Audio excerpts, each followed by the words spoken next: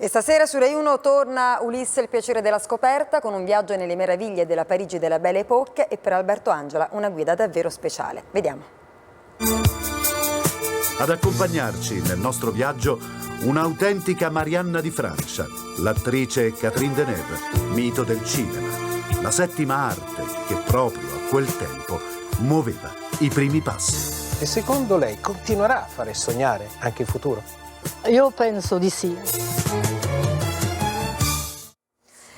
Insomma, Alberto Angela, buonasera. Buonasera a tutti. Una guida davvero speciale per scoprire il fascino di questa città. Catherine Deneuve, com'è andata con lei? È andata bene, è una persona che ci ha svelato tanti segreti, non abbiamo potuto chiaramente mettere tutta l'intervista, ma tanti piccoli segreti anche del suo mestiere. Per esempio, quando le ho chiesto come fa a interpretare ogni volta un personaggio diverso, qual è il segreto? Lei mi ha detto in realtà il segreto non è interpretarli, è uscirne fuori ogni sera che si torna a casa. Queste sono tante piccole cose che ci ha detto, comunque è una grande diva e che vedrete questa sera. E cosa vedremo stasera? Cosa ci farà scoprire? Diciamo, questa sera ci sarà la Parigi dei sogni, la Parigi che tutti amiamo, i luoghi dove vogliamo stare il più possibile, non so, Montmartre, vedremo la Tour Eiffel, Teatro dell'Opera, anche il Moulin Rouge col dietro le quinte, quindi vedremo tutto questo. Infatti questo sogno di Parigi nasce in un momento preciso, praticamente fine 800, inizio 900, la cosiddetta Belle Époque, e a farci da guida, saranno un po' loro,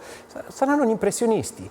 Vedrete Van Gogh, vedete come dipingeva, ma anche Matisse, Renoir. È una specie di viaggio collettivo. Ecco, adesso vedete queste immagini che abbiamo girato dietro il Moulin Rouge, dietro le quinte del Moulin Rouge, ed è certo perché l'abbiamo girato, perché il French Cancan è proprio un prodotto di quell'epoca e quindi è ancora lì palpitante che si può ammirare. E quindi quel momento incredibile che possiamo definire una sorta di rivoluzione, di rinascimento, anche la moda femminile cambiava, eccetera, poi a un certo punto si interrompe bruscamente con la Prima Guerra Mondiale. E allora alla fine il concetto qual è? È stato un momento di felicità, ma nessuno se ne accorgeva. Ce ne accorgiamo noi che era un momento felice. Accade anche nella nostra vita, in fondo, no?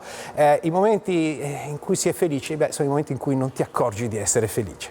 Grazie ad Alberto A Angela. voi, a dopo. E allora, a dopo. Adesso, vigilia di concertone a Piazza San Giovanni a Roma tra prove degli artisti.